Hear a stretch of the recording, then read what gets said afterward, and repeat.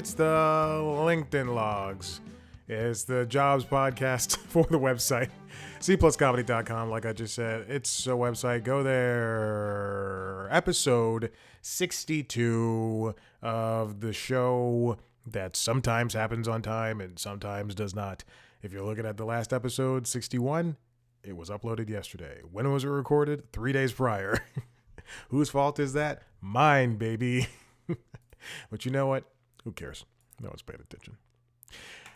Here we are back at it again. Nothing's going on for me. Let's move into what typically is happening in the world of jobs. I'm sitting here on, if you want to know what I'm doing, I'm sitting here on LinkedIn. Actually, I have so many stories to get to, but I'm sitting here on LinkedIn just watching people so happy in their lives. All right, so here we are. About a week after CNN it says it's going to lay off 200 people and then rehire 200 people, but only for the digital side, and that includes like tech engineers and things of that nature. Actually, you know what? I don't even know this. I got an email.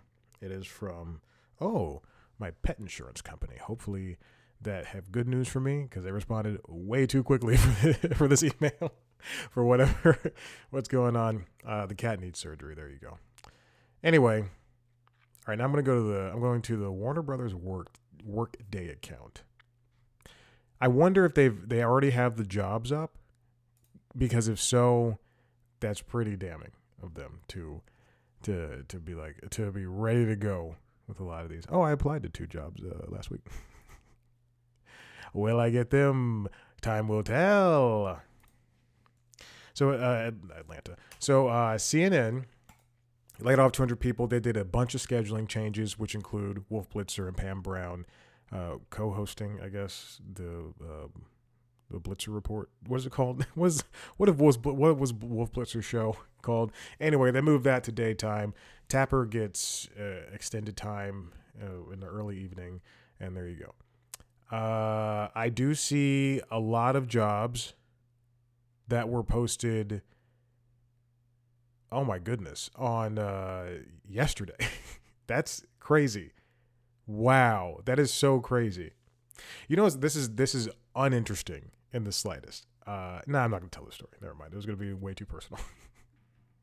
It was about being on a dating app and seeing like people I've worked with. That's pretty much it. That's the extent of this. That's the extent. It wasn't even a story. It's an anecdote. Never mind. Disregard. I put on a sweater for this show because I don't want to appear in a t-shirt. I want to be professional for the jobs podcast. Because who knows? Maybe somebody's going to watch this and be like, he's right. I'm going to hire him.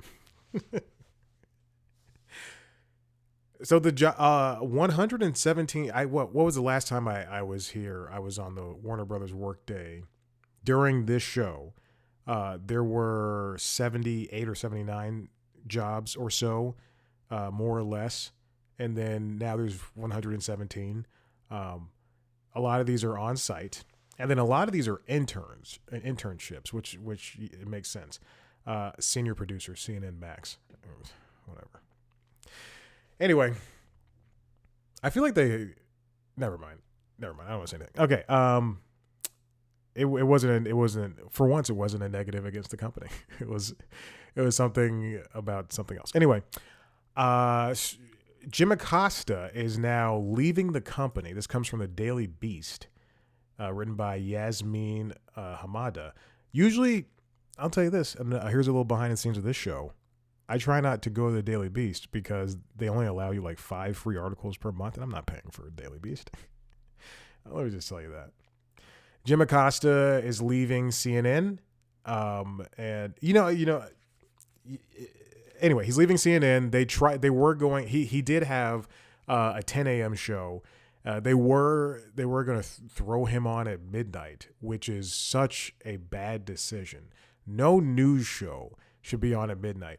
And you know what? I was watching the Golf League, TGL, which is ESPN's and Tiger Woods and Rory McIlroy's new. ESPN has nothing to do with it. They just air the program. But Tiger Woods and Rory McIlroy came together to do this new indoor golfing league with professionals, with PGA Tour pros. And I think it's a blast. I think it's very fun.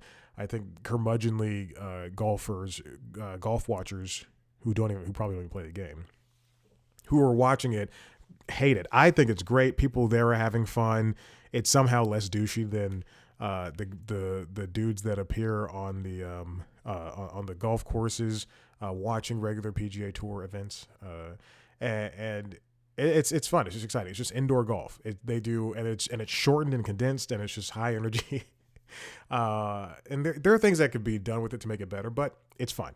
That's all that matters. Anyway, I was watching that today, and what was I getting at? What was I getting towards?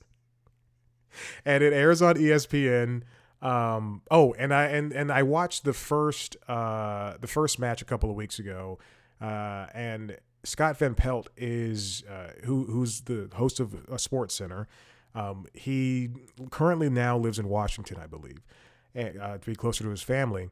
And he was hosting before he was in Washington. Obviously, he was hosting a Sports Center, but he was hosting it on the West Coast at like 1 a.m. And he's still doing that show on East Coast time now for the West Coast audience. For basketball games or soccer matches that end at that time. I think it's insane. I think that's crazy. We don't need news that late at night. I think news should end at 10 p.m. And then your local news can come on, at 11 or whatever. But that's crazy to me.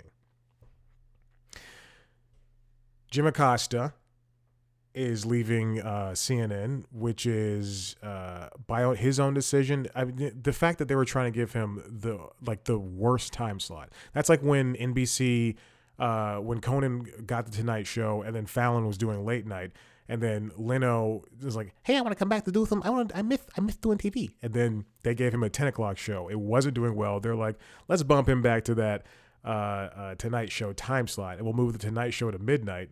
And Conan's like, "No, I don't want to do a show at midnight. I have the Tonight Show." Like, it doesn't make sense. So why would you give one of your anchors, even if he is, let's pretend everybody is on the same level. Even if he's the least watched anchor or just like a middling anchor with ratings, and I'm not saying that. I think Jim Acosta's good. I think even though I make fun of certain anchors who were rude to me, one anchor out of like 24 people who were rude to me. I still think people working at MSNBC and CNN are very smart, and it makes sense why they have their jobs. Why would you push him to a show that not a single person was going to watch? And it's very interesting. I'm not going to get political, but it's very interesting. And also, I don't give a shit. It's very interesting that somebody like David Zaslav tells Mark Thompson and CNN as a whole, and Mark Thompson too. It's that people like David Zaslav and Mark Thompson can tell CNN as a whole and be like, we're going to be less opinionated and less editorial, and we're just going to deliver facts. And then you let an anchor who was publicly sparring at times with Trump just leave. And David Zaslav gives money to the Republicans. Anyway, so there you go. It's crazy how you can be like that. In a Monday edition of his newsletter status, former CNN media correspondent Oliver Darcy reports that the anchor has, quote, signaled in private conversations with associates that he plans to leave CNN after mulling over chief executive Mark Thompson's scheduling offer. Darcy reported this first. The reason why I chose a Daily Beast article was because it was 12 hours ahead of Variety, Deadline, and Hollywood Reporter I'm reporting it to. I go for whoever reported first, and if they are a reputable website. Yes, it's the Situation Room with Wolf Blitzer. Why did I think it was called the Blitzkrieg? The Blitzkrieg. The Blitz Room with Wolf Blitzer. The Blitzkrieg. Jesus Christ. Oh, my God. As Darcy put it, the news of Acosta's departure is, quote, sure to please Trump, who briefly revoked Acosta's White House press pass during his first term after the two repeatedly butted heads. This is a person, a CEO, and his other CEO colluding to be like, hey, we don't need this guy. I mean, like that's crazy. Would they, if they worked at Fox News, would they do the same thing to somebody, to like if Chris Wallace was still there? Like if Zaslav was there when Chris Wallace was still there, would they have done that to Chris Wallace, who was somebody who was speaking out against Trump at times, and that's why I moved over to CNN. It's, you have to, if you're going to be this biased, then you're going to have to at least have this much bias. I don't know the past tense of bias or the current tense. I don't know anything. But if you're going to be that way, then follow through with everybody on all sides. I mean, if we how many right-wing analysts does CNN employ who are always like defending their blonde leader, you know?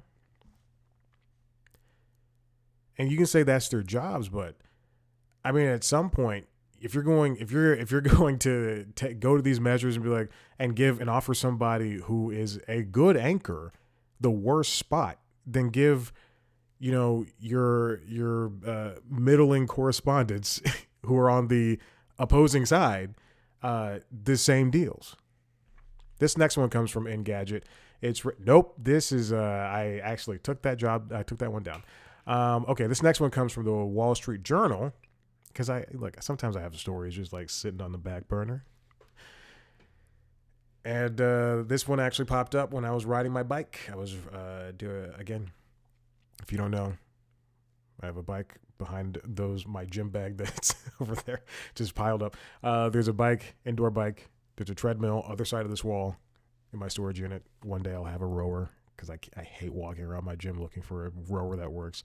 And as I do these things at home, I watch TV. Depending on the time, if it's 7 o'clock, I'm watching the news. If it's 8 o'clock, I got to turn on a movie. I cannot watch the news at 8 o'clock. I don't know why, but it's just an hour of news is enough for me in the morning.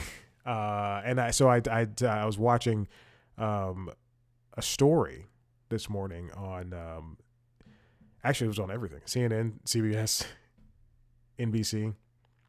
I tried to watch ABC, Good Morning America. They were on commercial.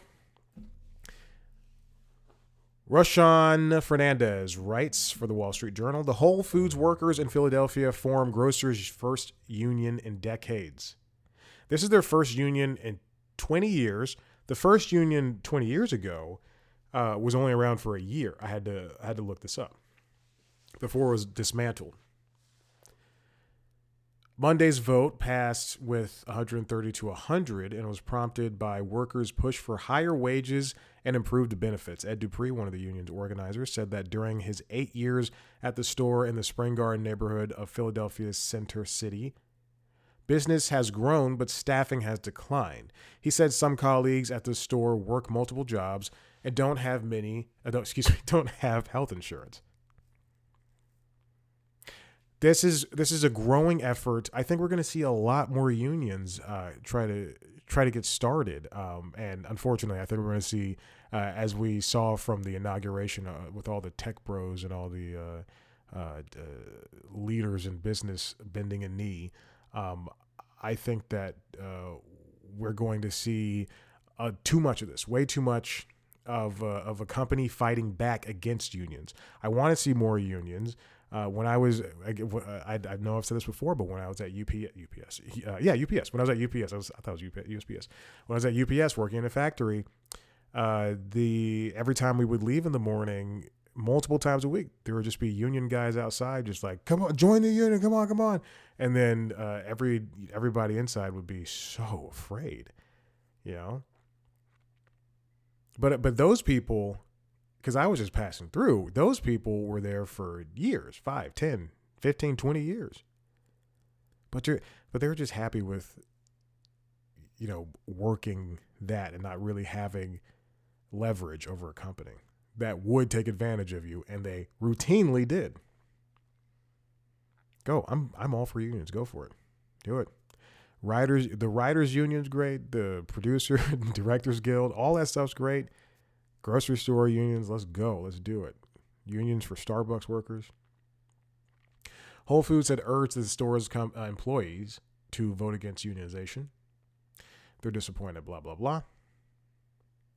The natural foods grocer said its average starting rate at the Philadelphia store is above the city's average retail wage. But that could be if the average retail wage is, $17 and they could be paying $18. The Spring Garden Whole Foods workers will join a local chapter of United Food and Commercial Workers International Union. The union is the nation's biggest representing grocery workers, and the local group includes thousands of other food retail workers in and near Pennsylvania.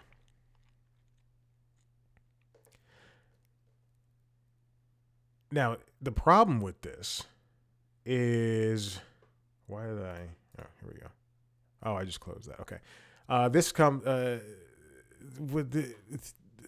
This isn't the first time an Amazon-based company, Whole Foods is owned by Amazon, which is owned by Jeff Bezos. This isn't the first time an Amazon-based company has unionized. Warehouses for Amazon proper have been trying to unionize on and off for a very long time.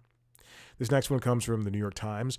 Amazon closes its operations in Quebec, laying off 1,700 workers, written by Karen Weiss and Vijosa Isai.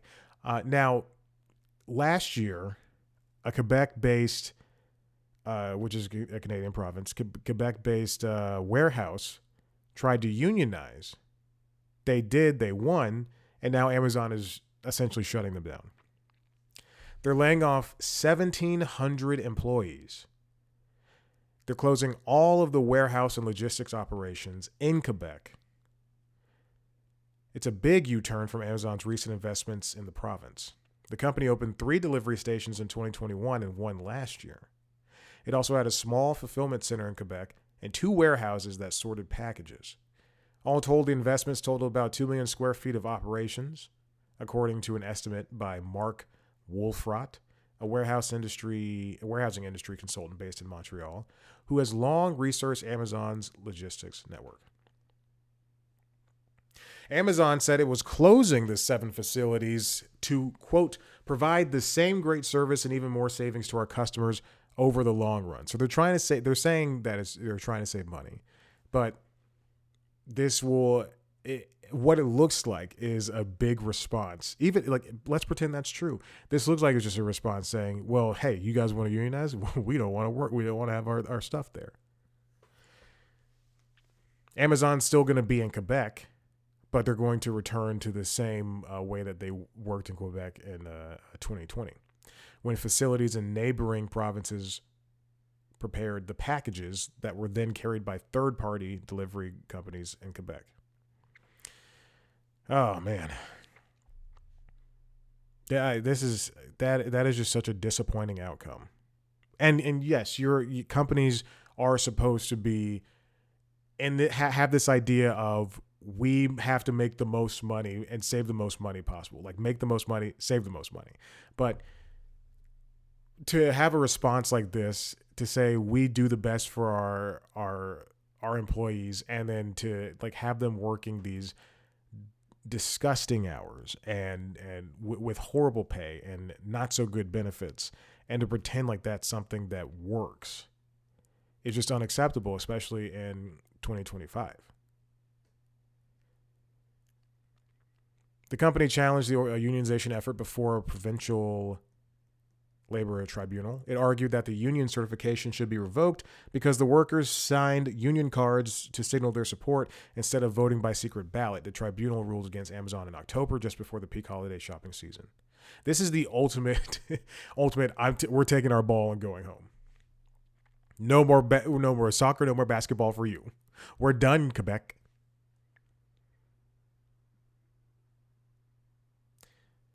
The company has more than 46,000 corporate and operations employees in Canada alone. Even Francois Philippe Champagne, the federal innovation minister said in a post on formerly Twitter that he had conveyed his disappointment to the head of Amazon in Canada. The Montreal metropolitan population has roughly 4.5 million residents, making it larger than the greater Seattle region. Pulling operations out of a major population center is contrary to what Amazon has touted in recent years as a central driver of success within its operations. It's just the idea. I'm not going to finish that sentence. the idea that Amazon thinks that it's doing something that's what's good for its employees is just so unfortunate and so nearsighted that they don't want to see in the future. There's Amazon could be the only company that's working in the future, but now people aren't going to want to work there. We've seen the dystopian futures in movies and TV shows where there's one company and people are unhappy.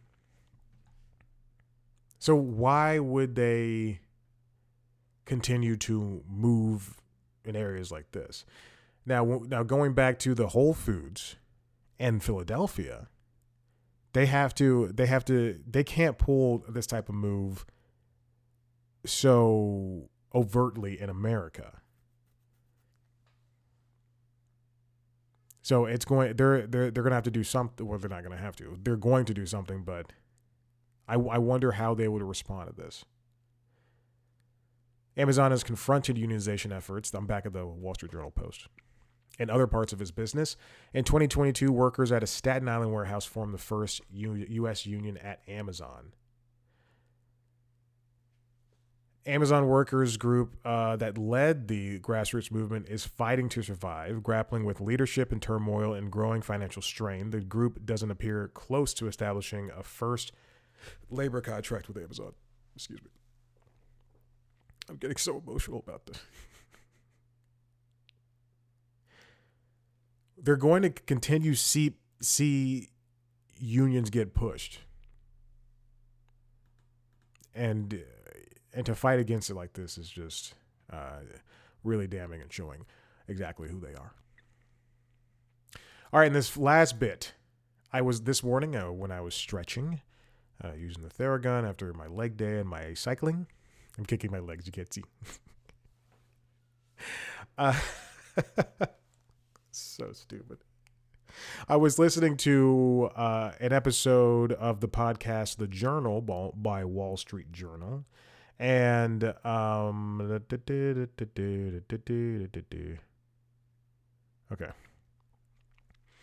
I was fully reading that email from Lemonade.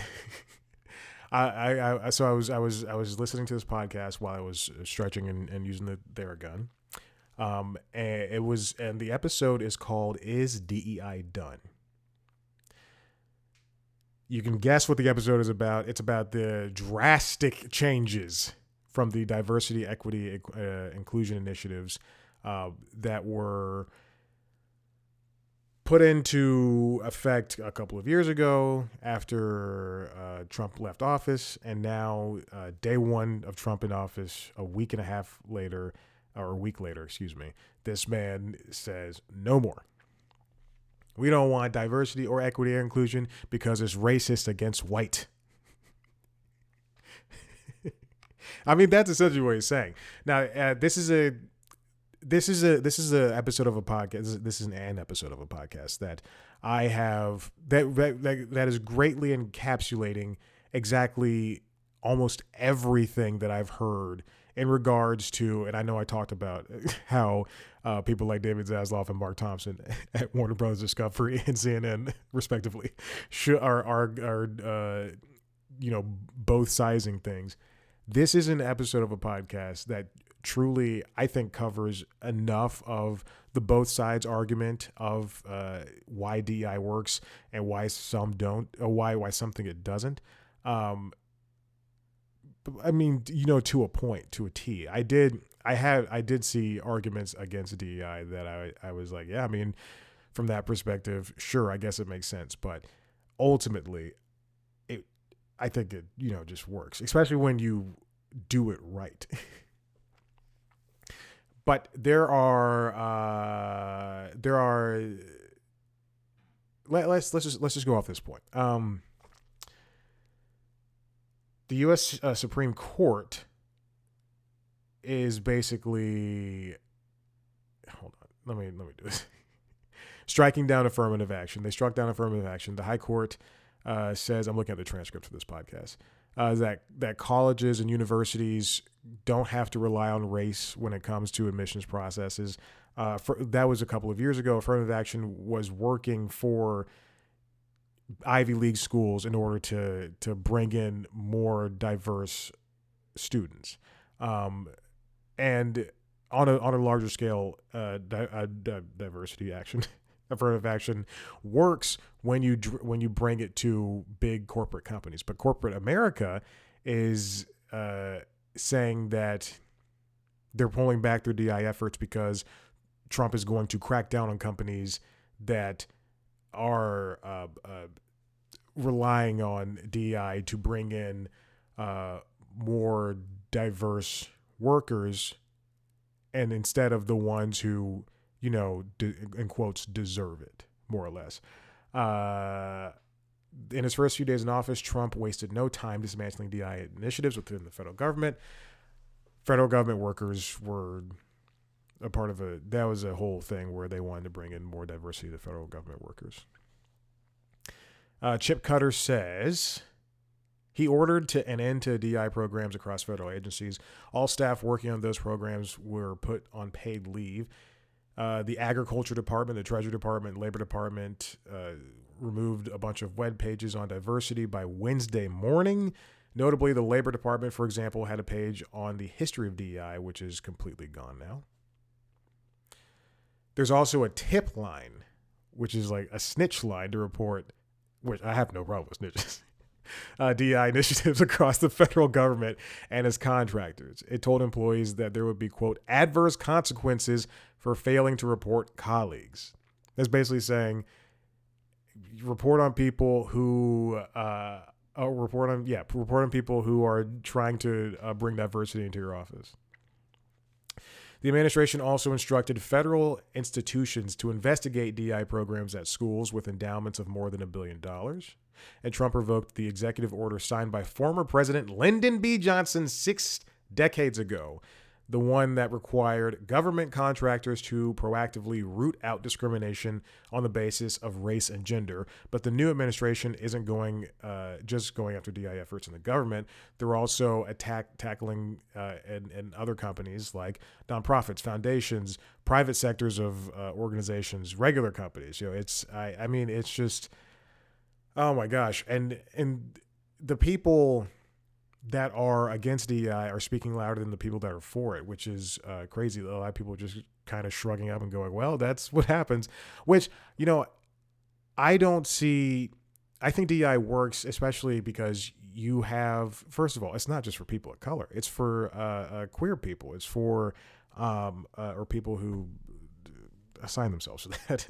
It's for people who are differently abled. I mean, how many times have I gone into an office and seen, whether it's entertainment based or not, and I've seen just the same blonde haired, blue eyed, or the brunette people over and over and over again. I mean, even when I was at Warner Brothers, a lot of people in the higher ups.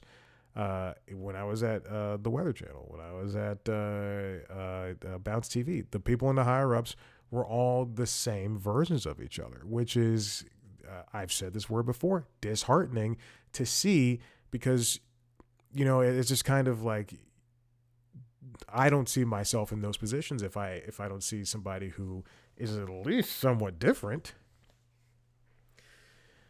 Companies like McDonald's, Target, they're ending their Meta, they're ending their DEI programs. But then you have people who are fighting against it. This comes from CNBC, written by Brandon Gomez. Here's what CEOs are saying about DEI at Davos. Most notably, Jamie Dimon over at JP Morgan Chase, he's the CEO, said that they're going to continue to reach out to the black community, Hispanic community, LGBT community, the veteran community, red states, blue states, wherever they goes. He sees mayors, governors say that they like what they do.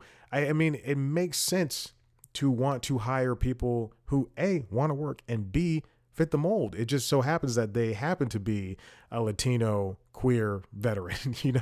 It's not about just choosing the jobs and saying, let's put a little darky here, let's put a little gayby here,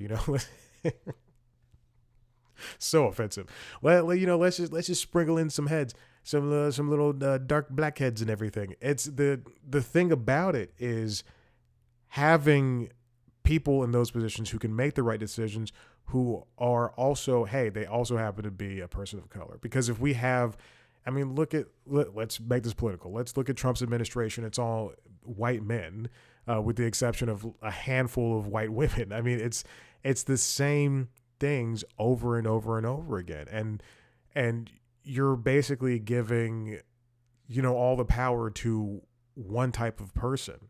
And if this is really America, if you really want people to put their hands over their heart when we watch a fucking football game, then you're going to have to be able to say, we're accepting of all people, even if it's in our nonprofits leading them, or even if it's in our big banks leading them. So you have good CEOs like Jamie Dimon doing this. Let's read what other CEOs have to say. Adina Friedman, the NASDAQ CEO, says, we continue to look at everything that we do in building the right culture and have not chosen to decide. We do believe that a place where we feel like people can be themselves and can operate at their highest potential and have a diversity of views and diversity of backgrounds actually makes us a better company, makes us perform better. Okay. So they're going to continue the DEI efforts. They said, in fact, Adina says, so we're going to continue to operate in that way. Cruel. The Pinterest CEO, Bill Reddy, says people on our platform come from all walks of life. Don't we know it? From all different backgrounds. So we've been very focused on how we drive inclusivity in our platform with things like inclusive AI. Jesus. Okay. With things like diversity by default from our feed. Great. Cool. Great. Good for them. I don't want to read Cisco. But it seems like a lot of CEOs are for it, and from the outside perspective of McDonald's and Meta and Target, without having their CEOs directly say anything, with Target ending its 3-year DEI goals, I mean, which is insanity. It's just like, we're not gonna, most of the people that work in the minimum wage programs at Target are your people of color, but whatever. At least here in Atlanta. I mean, I can't walk into a Target without seeing a black person in a red shirt.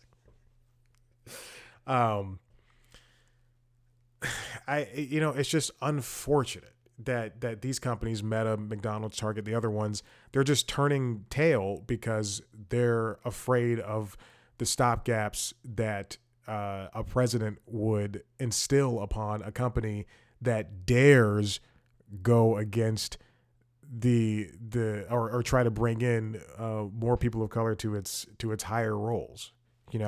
It's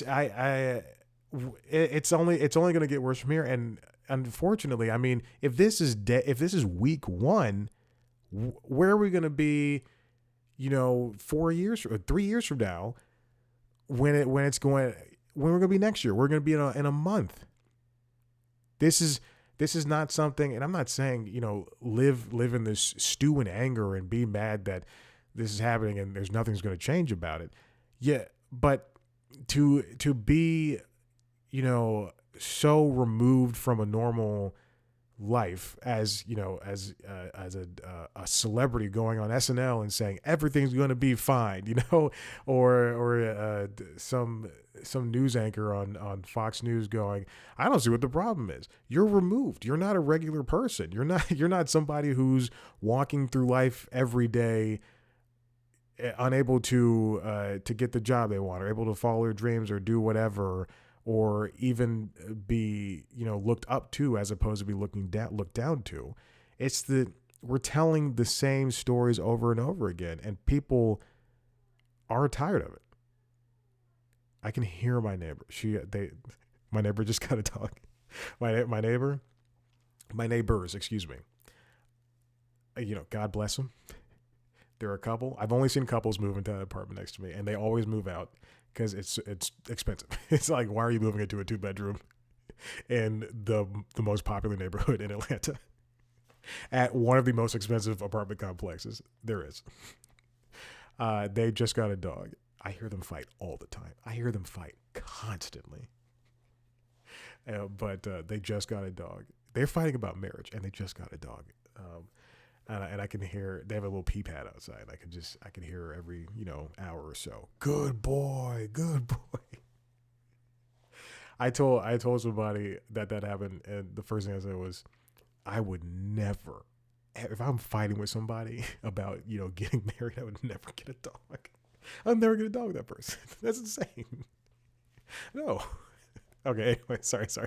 I was going off on a tangent, and then I heard her say good boy. DEI is important. I think it is. And if anything, it's like, it's putting, let me bounce off of my neighbors. It's, if you're dating and you've been dating for a couple months and you've just never said, hey, we're boyfriend, girlfriend, or we're boyfriend, or girlfriend, or whatever the heck you believe in. We're something. And you never put a label to it, and then you put a label to it, and then things get worse. And you think things get worse, and you're scared. Isn't that the same thing that's kind of what's happening to this DEI thing? Like, if it wasn't diversity,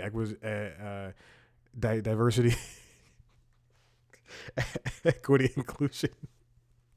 I don't know what I was saying, but if it wasn't DEI, if it was named something else, would all of these people who are against it, because it's not just right-wing people. You do. I did see some people of color who were against it.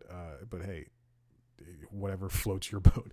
But would people who were against it have been in the same, like, had the same ideas? Like, if it was called like, together-a-thon, in companies, if there was a together policy in companies, or just something along those lines, something, I don't know, I couldn't think of anything else. Would they have been so against it? I don't know. Who knows? But we need to keep striving for something like this, because, I would watch The Bachelor if it wasn't the same white people dating. And in the same vein, if you have a black bachelor, don't just give them black women. There's a whole slew of people. Give me a gay bachelor, man. I want to watch a gay bachelor. I would rather watch a gay bachelor than watch a bunch of straight people who look the same date.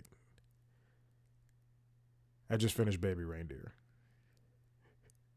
Never mind. I was about to say something else. Give me a bachelor that's like God, I shouldn't say this. Give me a bachelor that's like Weight Watchers too. That'd be fun. Weight Watchers Bachelor. Remember, what was it? What was that show? The Biggest Loser. Biggest Loser Bachelor. Let me watch that.